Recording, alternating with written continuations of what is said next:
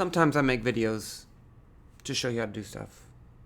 Sometimes I make videos to show me how to do stuff. Okay, so this is an example of stuff that I forget how to do, and so the next time I forget, I can watch this video, even though I hate watching myself and I hate hearing myself, but still, it's there. And I think that I explain myself the best to myself.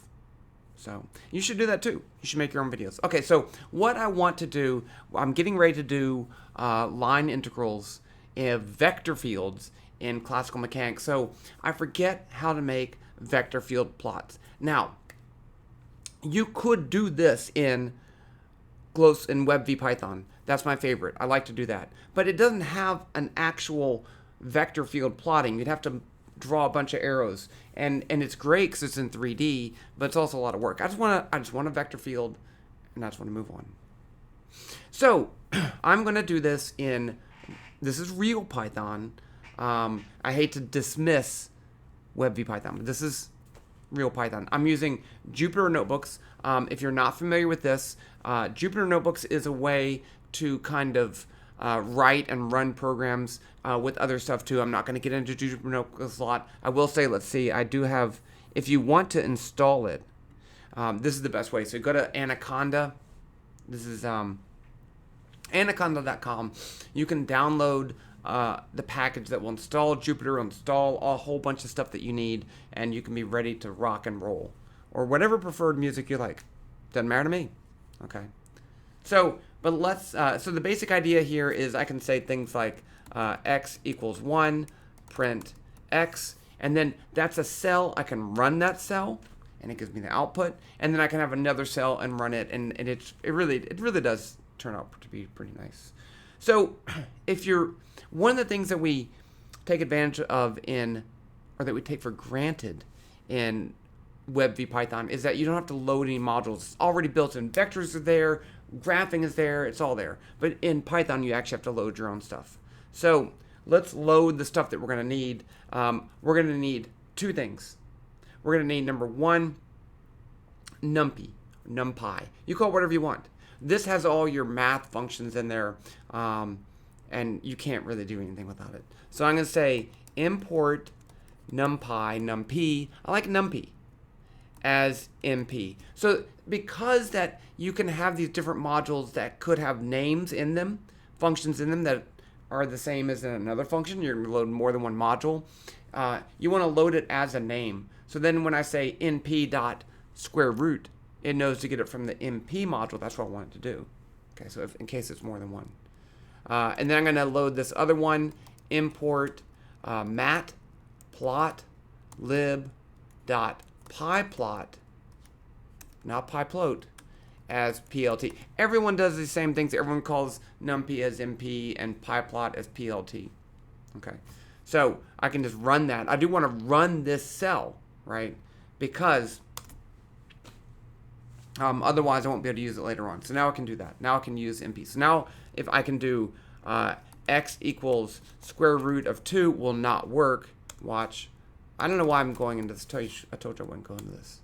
So it doesn't work because I don't know what the square root is. But if I put np.square root, then it knows to call that function from the NumPy, and then it works. Okay.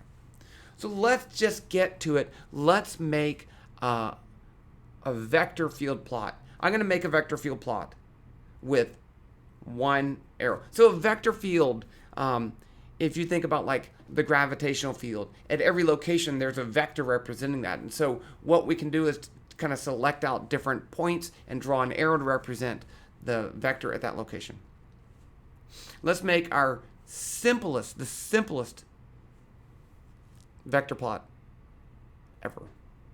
Okay, so this is a two-dimensional vector plot. I'm not going to do 3D. So I'm just going to go ahead and do it as one thing. So the main thing that we're going to use is this function called quiver. Quiver makes a plot. So I'm going to say, let's give it three variables. X equals 1, Y equals 0. I'm picking stuff here. U equals 1, V equals 0. Okay, so what this is, these are the 4 coordinates that I need for every arrow. I need the location of the arrow, X and Y. I need the x component of the arrow, u, right? Because I need to know how much in the x direction and how much in the y direction. U and v are the component, the x and y components of the arrow. And then I can just do plt.quiver x, y, u, v. And there are other parameters in there too. That will plot that one vector arrow. And then I need to show it. So I need to do plt show like that. Now I'm going to run the cell. And there, boom. And you'll notice that it is at x equals 1. Look at the location, right? 0, 1. And then you look at the direction. It's 1 in the x direction, 0 in the y direction. Then I could do 1, 1. And it didn't do. Oh, that moved it. I want to move the arrow. Let's do v is 1. Now it's at an angle. So you get it. Okay. A 1 arrow vector field. Okay, but we want to do a whole bunch of arrows. So here's where we're going to have to do some Python magic. It's not magic. Okay. We're going to use what's called linspace. So let me show you this again because I forget this stuff. So instead of having x as one value, I want a whole bunch of values for x. So I'm going to do a very simple case. X equals np.lin, so it's from the numpy library, linspace, so it's linear space. I'm going to give it my minimum x, my maximum x, and how many points to make in there. So let's do -5, 5, 10. Okay, and now I'm going to print that out. It should have 10 numbers. Print x. Watch this. 1, 2, 3, 4, 5, 6, 7, 8, 9, 10. 10 from -5 to 5. And so it split it up evenly, and it looks really weird because there should be actually, if you want to do it evenly, you have to include the number 0, so it would actually be 11. It doesn't really matter. It doesn't matter at all. But I'm going to do this 11, and then it goes. That makes more sense. There's 11 numbers, including 5, including -5. I could do something like this. Let's do 5. So now there's 5 numbers. So there's my x values from -5 to 5. Okay. Now I can do my y values. Now this linspace in map and in NumPy is like super powerful. It's super powerful because once I do this and I call x and y these numbers, then I can treat x and y as just numbers. And it knows, I don't have to go through in Web v Python, I have to say, go through each element in the list and do this. It knows how to do this. These are actually arrays. I think they're arrays. I don't know, I forget. So I could print x and a y, but it's not really that important. Print x, print y. So I got both of those. Okay, now what if I wanted to say, use those x values, use those y values, and let's make a vector field. And my vector field is going to be, let's just do 1, 1. Let's just do 0, -1. So it'll be like a gravitational field. So I'm going to say, I don't need to print these. So I'm going to say u equals 0, v equals -9.8. Let's do it because of gravity. Okay. And then I'm going to do plt.quiver. X, Y, U, V, plt.show. And there you go. And that's not what we want, right? So what it did was it took all my x values, so it said -5, and its y value, -5, and it plotted this value right there. And then it did for the other one, right there, right there. But I don't want that. I want all of this other space filled in too. So this is where we have to do something called a meshgrid. Okay, and this is really confusing the way we write it, but everyone writes it the same way, so I'm going to go ahead and do this. A meshgrid takes your x values and your y values, which are essentially like that, and it fills in all the other spots. Okay, so let's not do this plot. Let's just make our grid and show it to you. So I'm going to do this. I'm going to say xy equals np.meshgrid xy. And that looks dumb, but it says take those values, take those labels for x and y, meshgrid them, make them into a 2x2 grid, and then recall them x and y. So let's just print let's print x and see what that looks like. It's not too many, we can do it. So print x. So there you go. See, instead of -5 to 5, I have it like a list of lists. Y looks the same way. Okay. And then if you did a bunch of numbers, you wouldn't want to print that out. So now I don't want to print that out, but I do want to plot that. There you go. First vector field. Okay, what if I want more vectors? I can do more vectors. All I have to do is change this lens space. Let's do, instead of 5, let's do 10. So now there's going to be 10 by 10. See now, and then you're going to have to decide, maybe that's too many, maybe that's not enough, whatever, you pick. It's your vector field. You plot it the way you want to plot it. Look, we could change this to, we could change u to 1,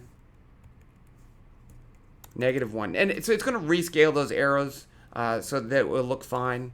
But that's a nice looking picture right there. Now let's do this other thing. I'm going to put labels on it. plt.xLabel is x. Because if you want to use this in the class, you want to put those labels. plt.ylabel, y. And then I have xy. So, I mean, that's a quality graph right there. Okay, let's make, I'm trying to look at what examples I want. Let's do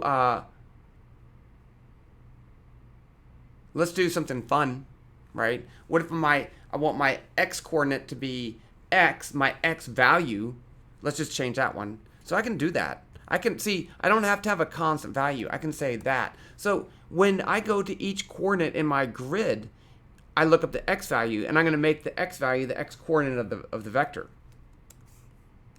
Look at that. And you'll notice that now these that are really at x equals 0 have a 0x coordinate. And as you move further and further in the x direction, it has a greater x coordinate. I could do the same thing. Let's do -y over here. Now that's a pretty good vector field right there. But you can come up with all sorts of possibilities for this. And I don't think that's super important at this point. I do want to do one thing. I want to plot the vector field for a point charge, and that is going to be a little difficult, but we can do that. Okay, so let me switch over here to paper real quick because we need to do a calculation. Okay, so let's switch over here to paper. So how we're gonna calculate this vector field? So I'm going to put a charge at the origin, right there, just because it's easier. And we can do a more complicated one later. So this is x, and this is y. And then I want to find the electric field at some location there. So this is going to be my r vector, right there. So let's say this is q, and let's say this is, I have k, q equals 1. So that's the Coulomb constant times q, because I don't really care what the value is. I just want to know this shape. So if I want to do that, I could calculate the electric field as this. E is k q over r squared, right? So I got to say r squared. And then that, I have to take the magnitude of that vector. And then this is no longer a vector, so I can't plot it. I can't do this. So I need to multiply this by r hat, the unit vector. So r hat is going to be equal to the vector r divided by the magnitude of the vector r. So if I put that in, because I don't want to really deal with this r hat, and this shows you how awesome Web v Python is, because we have these vector stuff built in there, which we don't here. But it's cool. I'm cool. It's cool. You're cool. So it's going to be k, q. Instead of r hat, I'm going to put in r over r magnitude. So it's going to be r vector over r cubed. So now let's get this in terms of x and y. Here's x, here's y. So r is going to be x hat plus y hat. I need that because this is whatever is in front of x hat is going to be my u. Whatever is in front of my y hat is going to be my v. But I have this other term over here that I have to take into account too. So the magnitude of r is going to be the square root of x squared plus y squared. And this is only for the point charge at the origin. So this down here is going to be, so let's just write it out. E is going to be KQ over x squared plus y squared, square rooted, but then I have to cube it, so it's actually to the 3/2. And then I multiply that by x hat plus y hat. So my x coordinate is going to be equal to kqx over this. My y coordinate is going to be kqy over that. So let's calculate that in Jupyter Notebook. Okay, so let's go down here. Let's make a new graph. So I'm going to say KQ equals 1, because I don't really care. Like I said, I don't care. And I would like to make a better version of this later, but that's fine. So let's go ahead and just calculate my x coordinate. So my x coordinate, I'm looking at my thing, u is going to be equal to KQ, that's just one thing, times x, right? I'm going to need my x value. And then I'm going to divide by x squared, squared in, oh, that was supposed to be there. X squared, I do need that. No. Okay, let's divide by x squared plus y squared to the 3/2. So all that to the hat 3 divided by 2. And that's my u value. Okay. Now my y value, my v value is going to be the same thing. Oh, Control C. Except this is going to be v, and this is going to be y right there. So now we are ready to show this. Let's say plt.quiver x, y, u, v, plt.show, not plot, plt.show. No, there you go. So here you'll see something that it actually does work, right? Because when my point is at the origin, the electric field is ginormous. So these electric field vectors are ginormous. There's a way that you can make those shorter. I don't really care about that right now, okay? And then as you get further and further away, the electric field gets smaller and smaller. So the vector field gets smaller.